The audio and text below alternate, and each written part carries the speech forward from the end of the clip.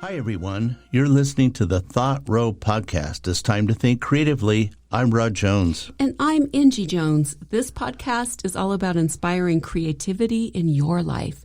We will be sharing thought-provoking tips to help you be more creative every single day. Tune in each week for a new episode. We will be featuring some very talented and some interesting guests from all over the world. Our guests include creative people like artists, musicians, writers, performers, chefs, inventors, entrepreneurs, and many others. Yes, we want everyone to know these guests are not only creative, but they have insightful stories and information to share with you.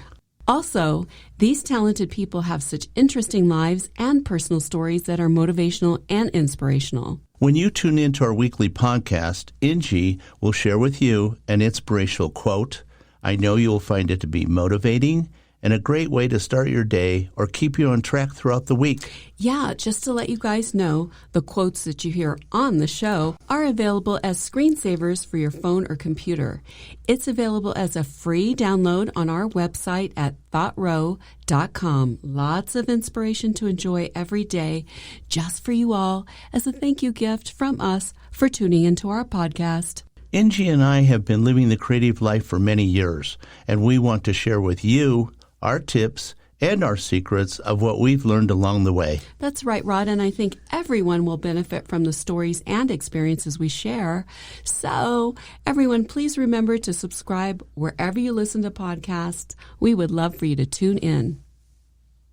Okay, it's time for Angie's quote of the day or quote of the week. It's quote time. So my quote this week is from a very unlikely person. He's not like someone that you go, oh, he has so many quotes. But it's a fantastic quote. And here it is. He says, energy is the key to creativity. Energy is the key to life. Now, can you guess who did this? I know you can't. I know I can't, even though I'm looking at it. It's by William Shatner, Captain Kirk. Hard to believe. I mean, know. Well, you know what? He's been around. I mean, we've seen him in He's done so many things. Such a good actor. Old black and white movies, where he's probably 12 years old. He's a good actor. And of course, one of my favorite anyway, is the Star Trek episode on the airplane. No, that was not Star Trek. Not Star Trek, sorry. What is that? The Twilight Zone. Twilight Zone, yes. Right. That one's so riveting. I love it. It's still fresh today as it was when I saw it a long time ago. So today we're going to be talking, as promised, Rod and I are going to give you 20 suggestions on how you can spark creativity every day. Just going over these has helped me think about some of my good habits and some of my bad habits.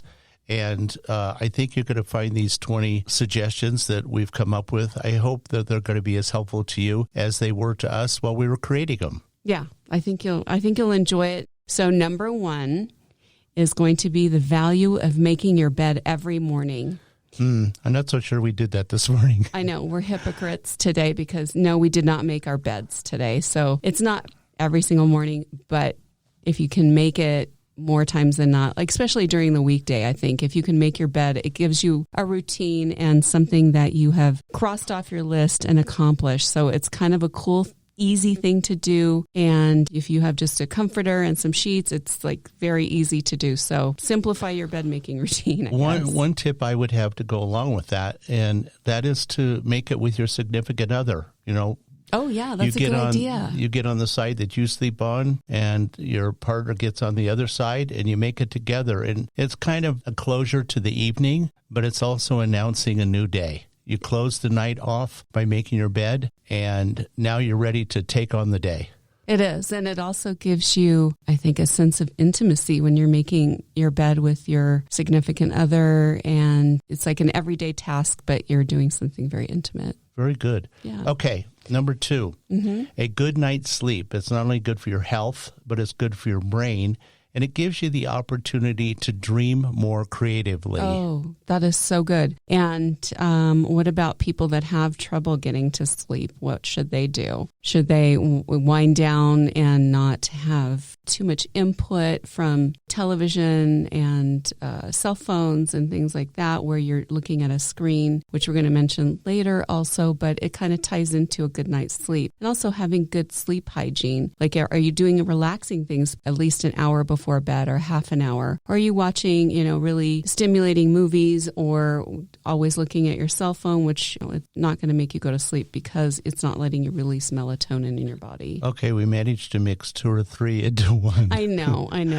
But they all connect. They all connect. But the one thing to take into consideration is when you're getting ready to go to bed, put your phone down. We keep ours in another room. We keep it to where we can hear it in case our daughter calls or there's some emergency that we need to be notified about. Right.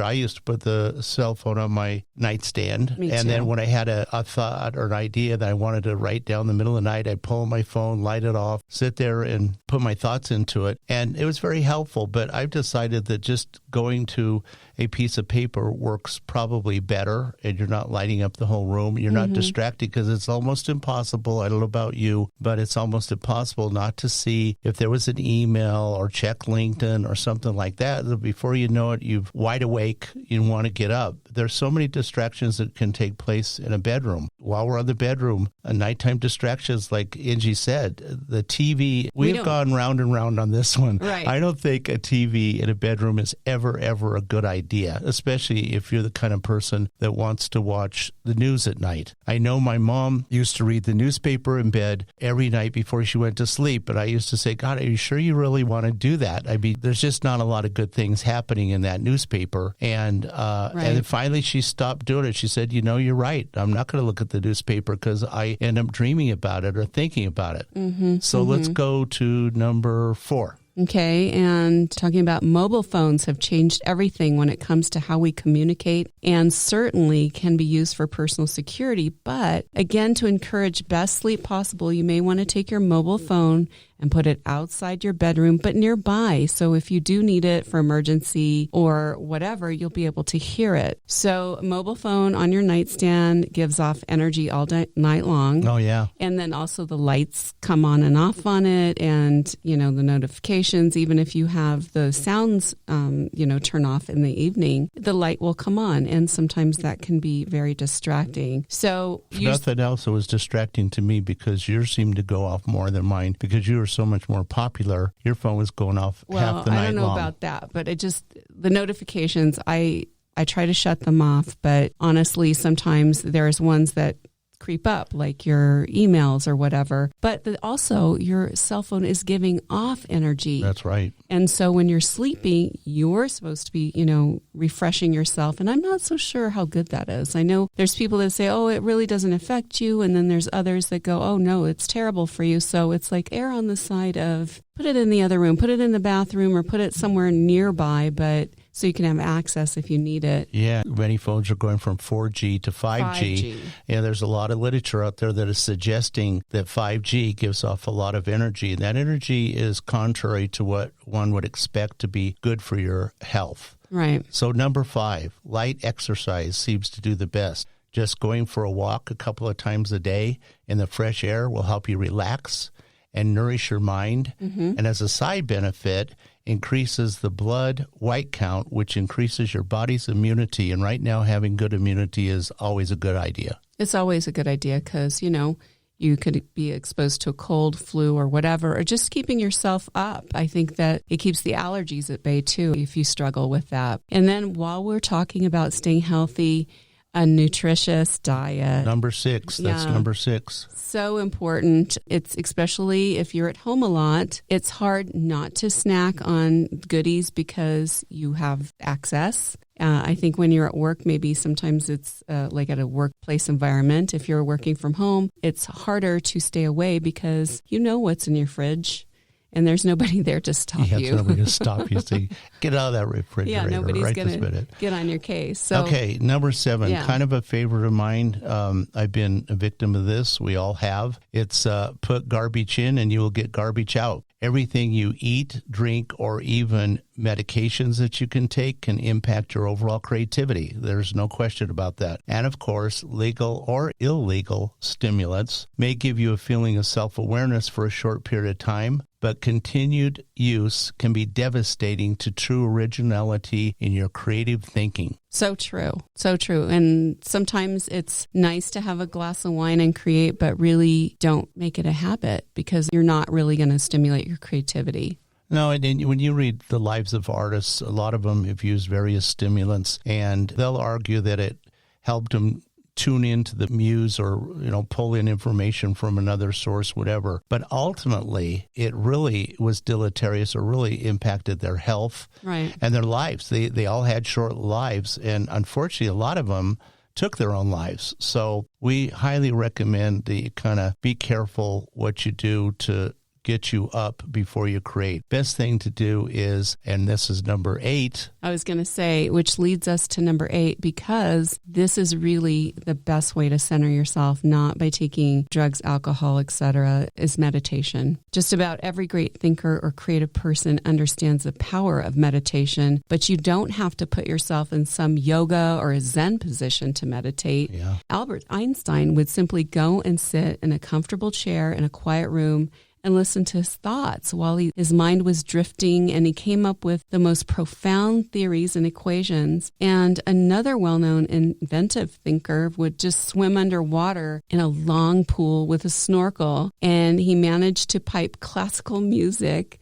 that he could hear underwater. He attributed this form of meditation to all the great inventions that he gave to the world. Just find a quiet spot and sit and listen to your thoughts. Yeah, listen to that still voice inside. There's a lot going on inside that's very positive if you'll just take the time to tune into it. Right. So number 9, walking is not only a low but healthy impact exercise. It really revitalizes your well-being, especially if you can walk and you can experience nature. You can find nature just about anywhere. Yes. Even in the city, there's trees, and in those trees, invariably, there's birds. And if the wind's blowing, there's leaves that fall off those trees. Pick up that leaf, take a really close examining look at it. You're going to see things that you probably have forgot about. It's probably been maybe when you were a child, we're all children, we did this. We picked up stuff and we examined it very carefully because it was new to us. Well, rekindling that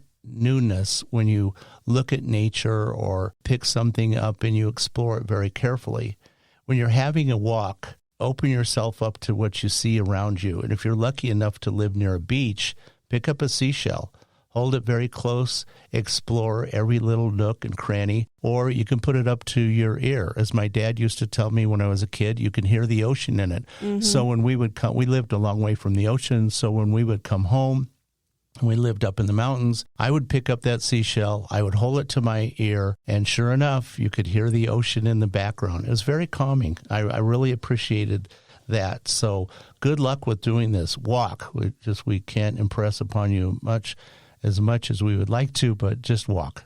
I'm going to add to yours because you just made me have a thought about this. And we can call it walking curiosity. Ooh, I like that. Because, that's really good. You're really going to start, when you go walking, you're going to see what you can find, like what you would do when you're a child. Like when you went out on a walk to the corner, you could find rocks and grass and caterpillars and all kinds of things. And it's like as you get older, you forget to be curious about your own environment and in your front yard even. So yeah, perfect. Walking curiosity. I like that. We need to We need to create a show around walking curiosity. I like it, right? You know? Okay, Number 10 is yours. Okay, and it says, be prepared for creative ideas. They can virtually show up at any time, anywhere. You can be one of the millions of strap hangers jammed into a train car, and then all of a sudden the brilliant idea you have been thinking about pops into your head with all the answers you've been looking for. Carry a small notepad, or maybe better, a voice recorder, or even your voice recorder app on your phone will work. And if it's safe, immediately talk your idea or write it down and remember it the way it was originally served up to you. Yeah, the whole idea is when you get an idea, I've heard people say, and I actually think there's some truth to this, if you get a brilliant idea and it's meant to stick, it'll pop back into your head. True. It may not pop back in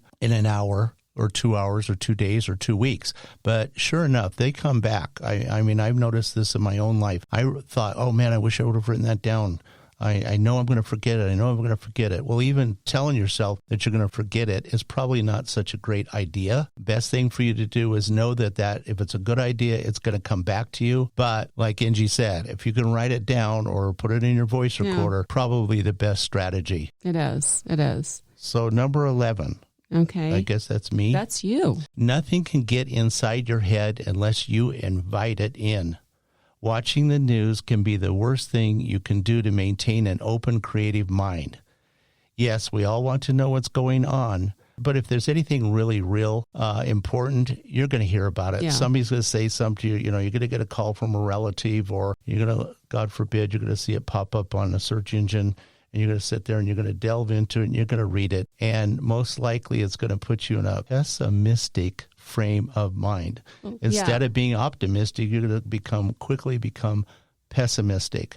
News cycles are constantly being updated, and almost all of it is just a refresh of the same message. You don't need that floating around inside your head. True. If you notice news channels, they repeat the same thing every 30 minutes. There's people that are news junkies out there. They'll tune in and watch news for hour after hour after hour. Mm-hmm. Not a whole lot changes. I mean, the programming is designed to keep your interest, but all of that goes back to number 10, garbage in. And you want to get that garbage out. You don't want to invite it in the first place. Right. And also watching the news can actually be a little addictive because they are feeding you negative information, and that is stimulating to your brain, believe it or not. So for people that are like really addicted to watching the news, try it for a week. Don't watch the news. Try to limit your news watching to, only one program, or eliminating it for a week is certainly not going to do you any harm. And then you will kind of feel like you're withdrawing from something. You will crave that, whatever it releases in your brain, which I can't remember right now, but endorphin of some kind of endorphin chemical in your brain that you actually feel. So defrag yourself from this, because you will be much happier, but you will definitely feel it, and you will be amazed at how much you feel it. Yeah, you really hit it. And then that leads me to number 12, which is negative people. We all know a bunch of them, and you try to avoid them, even the ones that have good intentions in their heart, but they're still really negative. And the negativity creates more negativity in your life, and the innocent, creative mind can become easily overwhelmed and lose the innocence of creative thoughts. It becomes bogged down with the negativity that you're hearing and feeling. Yeah, negativity comes at you from a whole host of directions. I mean, it can be a well-meaning friend, a well-meaning parent, a business associate, somebody you're chatting with on social media maybe. All of a sudden they say something that isn't exactly fit with the way your ideas are. Right. And then that causes you to go off on a different tangent in your own thoughts and ideas. Try to avoid negative people. Mm-hmm. I'd rather forgive them than be them. Right. Yeah. Right. Maybe a solution is to just say no and move on. Just say no. We all have a tendency to think, oh, well, I don't want to hurt their feelings. Well, you're not going to hurt their feelings, because negative people have a tendency to latch on to who's ever closest to them. So they're not going to have any trouble finding somebody else. If they're not dumping their emotional baggage on top of you, they'll find somebody else. It's up to you to be responsible for the information that you let flow freely inside your head. Mm-hmm. And nothing destroys creativity more than negativity. Right. So edit edit your life, edit your people as to what you want to be exposed to every day. Okay, number 13, you're responsible for who you are inside and on the outside. It doesn't do you much good if you're wearing beautiful clothes and you're manicured perfectly, but inside your thoughts are in shambles.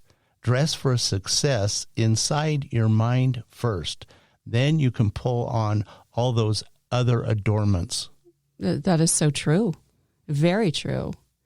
I think that women a lot of times, and well, there's a lot of men too, but I can only relate because I'm talking as a woman. But I think that you pay attention to your exterior sometimes and you want to look manicured and, good and, trim or just being the best that you can be. And then inside your head, you've got all of this stuff just rumbling around. And I think you really do, like I said before, you have to edit what you're thinking. And sometimes it's hard. Well, advertisers, they don't help. They want to sell clothes. They want to sell jewelry. They want to sell expensive handbags. They want a man to wear the best possible watch because that's to denote success. But you're being, in my way of thinking, you're being kind of sold a little bit of a bill of goods here. Your success is directly reflected about how you feel inside. And no amount of clothes, no driving around in a really fancy sports car or something that makes you feel good briefly, but it's not who you really are inside. I think that advertising is always telling us what we should be and not what we really are. Right. I fervently believe to be who you really are first. And don't get suckered in by advertising. Advertising is all about selling you something. And, there's some good products out there. And those are products that we all need, to make our homes better. But in the same token, there's a lot of advertisers that are trying to push something towards you that you just simply may not need. And it's not going to make you feel any better. It might do it for a little while. You might get the high. But then shortly after, when you get that credit card statement, you won't be so high. You may think differently. Well, also, though, I want to make an addition regarding social media, especially Instagram and the like, where you see people that are living this lifestyle that you're like, oh my gosh, how is this even possible as an influencer? And I'm not so sure that all of that it's not really true. They are advertising and they are building their own brand. So you need to concentrate on your own, quote, brand, which is really concentrate on yourself. Can I take number 14 and you take 15? Because 14 is short and it'll make it easier for me to read. 14 looks like it's 19 paragraphs. It is. It's okay. Long. So I want to do 14. Okay. It's one of my favorite things to say anyway. Remember, you literally become what you think about all day long. So try to keep an easygoing, non-judgmental personality. It will make you feel better, and it'll make people around you feel better. Thoughts are things, and they definitely have an impact on what goes on inside you and what goes on outside of you. If you're walking down the street and you've got a crummy attitude, people that look up at you and go, wow, that person is obviously having a bad day. I'm going to tell you a quick little story.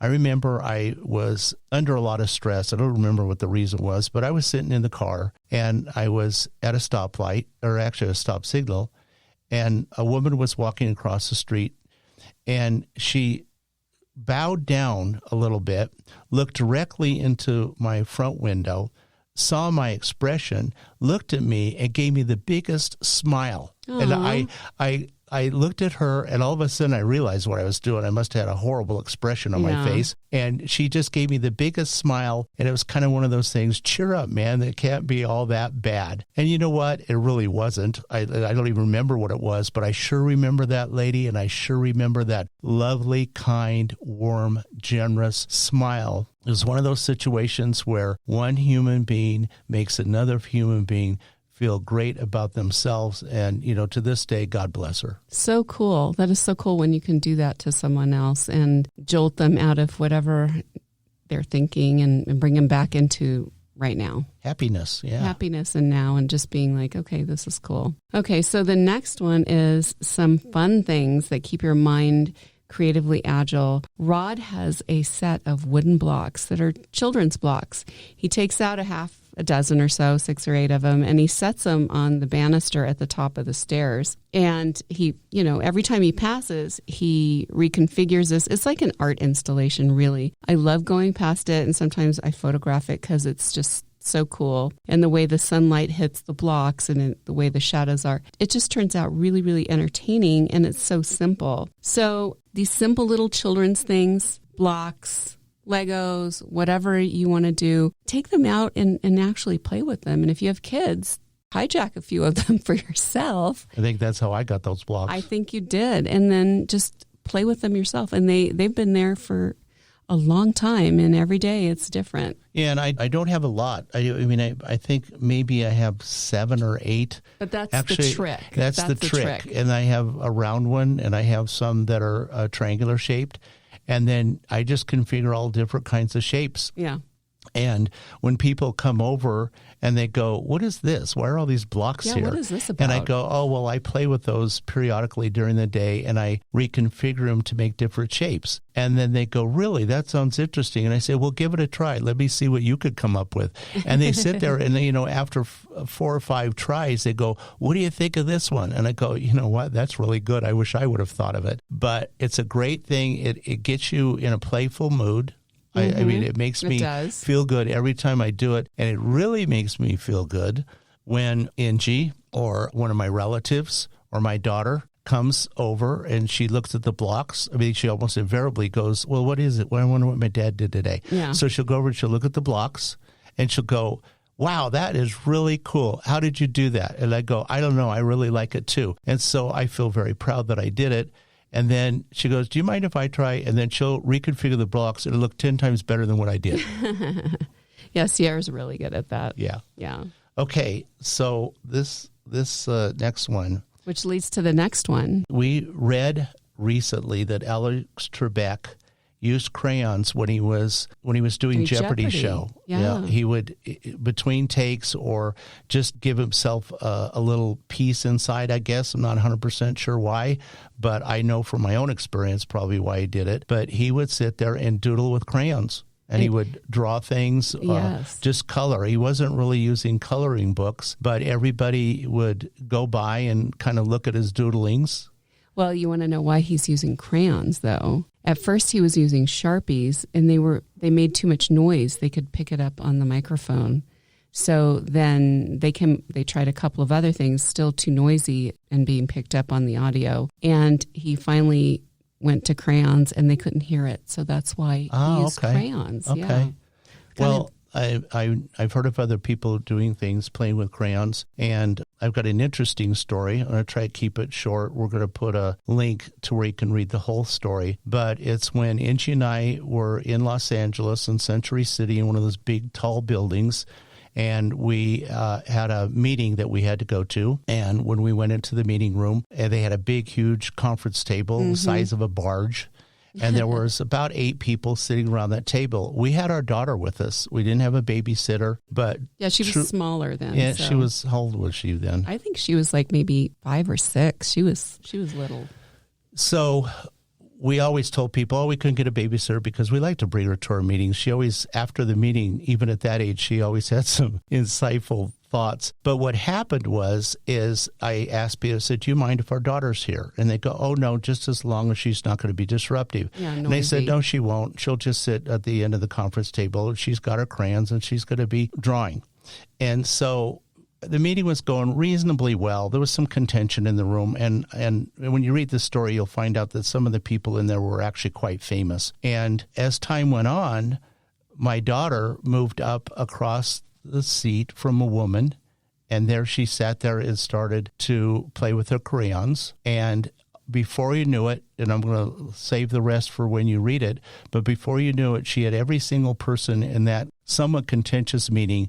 They were all using crayons. Everybody was laughing, and they all had a really good attitude. Is that right? Yeah, our daughter was so good in the meeting, and she was like Miss Congeniality, really, because someone so little and so young really helped to relieve the stress to the point where everybody was so happy in this meeting. after, they started coloring and talking, and it was a real stress reducer. And this meeting, because, there were a lot of personalities and a lot of, everybody wanted it their way. So it was a little bit stressful. And once that whole paradigm changed, because people were coloring, she gave them little coloring pages from her coloring book, and everyone just, they had a great time. Yeah, and I'll tell you one other little thing about all that is even years later, people would call me up, or I would be talking to them in another business situation, and they say, "Hey, do you remember that time your daughter was there? We all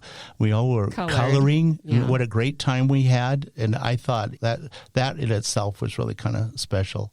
Yeah. So where are we? Number 17. We're at number 17, which kind of connects with number 16, and that's being stressed out. It challenges your creativity, and it can be really debilitating, because if you're stressed out, you're in fight or flight mode, and you're not going to have any access to your creativity or any kind of creative thoughts. I don't know too many people that when they're in that mode of almost panic because they're so stressed out, that they're able to draw on their creativity.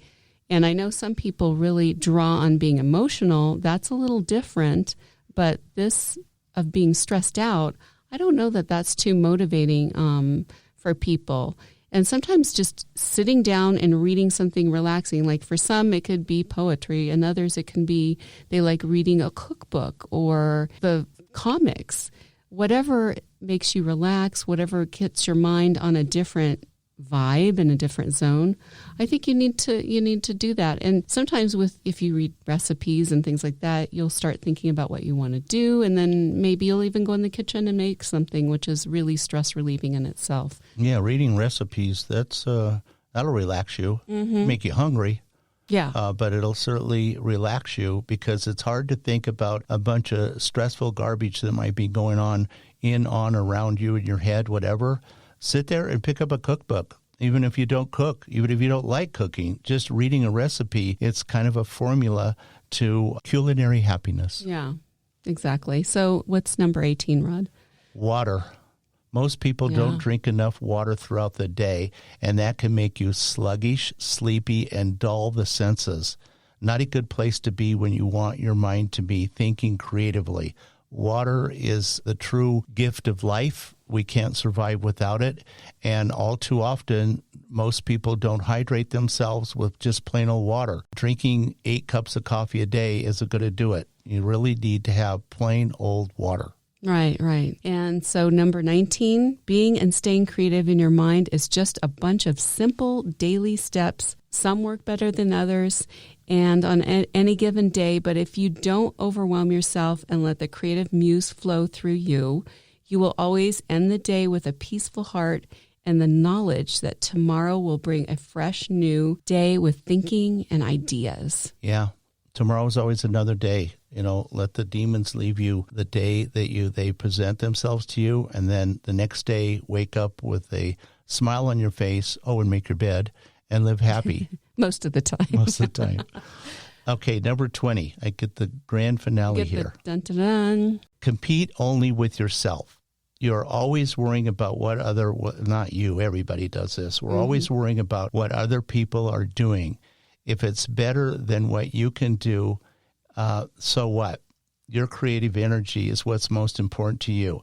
It doesn't matter what others are doing, good or bad or indifferent. To your own self be true. Think in terms of your own thoughts. Believe in me, originality of creativity. Creativity is born within, and with the right amount of nourishing, it will give you many years of service. All too often, this is a downside to social media. You see everybody puts on the absolute best light. They're in the most glorious, wonderful place to be on vacation, or they've created this beautiful piece of art, and they're getting all these accolades and all these ribbons, and they're in all these museums or galleries, whatever.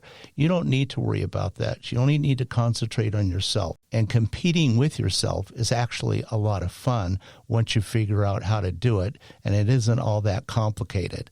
Just be yourself every day and look at what you've accomplished. I think I totally agree with you on that. And the only person you need to compete with is yourself. You don't need to compare or compete with everyone else, because they have a different life. that is not your life. And you're learning and what your contributions are going to be. And you wouldn't want them to want to do what you're doing, because we're all very individual and we all have things to contribute to your life and to this life. And so, don't compare. Yeah, and it gets back to one thing we said earlier about negative people. There's another type of negative person, and those are the people that are jealous. Jealous people can trip you up, make you feel inferior or insecure just by the comments that they might make to you. So compete with yourself. You don't need jealous people in your life, and by all means, don't be jealous of others. You are you. Be the best you can be. There you have it. This is our top 20 ways to stay creative. And just for fun, try a few this week and see if it doesn't make you feel a little less stressed and more creative. I'm going to put a PDF for you to download of this very list that we talked to you about today. So you can print it out. You can select 5 and start out with that. And then the next week, you can add 5 more to your list. So that way you can, start out slow and see what's comfortable for you and then keep adding. And then pretty soon, after a month, after 30 days, you're going to see a huge change in the way that you think and the way that you do things. Yeah. So thank you, everyone, for tuning in today. And what are we going to feature next week, Angie? Our next episode is going to be something that many of us can relate to, and that's creative chaos. How stress is affecting our creativity every day. And that is a mega timely one. And I'm anxious for us to get into that one. I think everybody's going to really enjoy it. I'm really glad you tuned in today. We hope you enjoyed the thoughts and ideas we shared with you. We post a new podcast every week, so remember to subscribe wherever you listen to podcasts so you don't miss an episode. So it's bye for now from my husband Rod and I, wishing everyone a great day.